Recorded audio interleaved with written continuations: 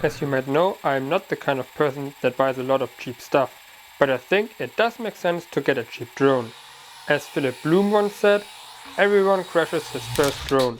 Flying a drone has to be learned, and I think having a $1,000 drone in the air is a very different story than having a $50 drone in the air. I don't have the pressure that from the first time taking off, I am not allowed to make mistakes.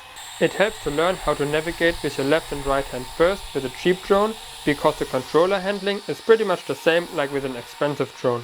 I think many people buy drones cause they saw amazing videos on the internet, but then they have the drone and think, so what to film now?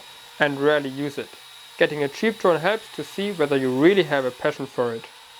I actually think that it is easier to fly with an expensive drone than with a cheap drone, because the cheap drone lacks all comfort functions. And sometimes it is fun to have the challenge. My drone always drifts, so I have to keep adjusting its path. Makes it quite a challenge to navigate it through the house. My drone takes terrible pictures and videos, but I don't care because I see it as a toy with which I can go wild with.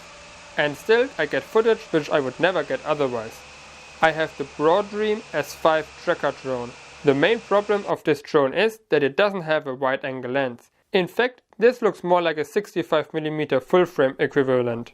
Also, I can't change the shooting angle, so it's not possible to face the camera downwards. Other than that, this drone is pretty well made and has a perfect wireless connection. I crashed this drone already so many times, no problem at all.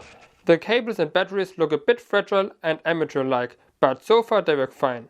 Flight time is around 8 minutes, so I got 2 batteries. Even though this might not be the kind of product I will use to make beautiful videos with, it definitely is a fun toy for inside and outside. And if I see that it continues to fascinate me, maybe I will get a drone with a 4K camera and gimbal at one point. Woo!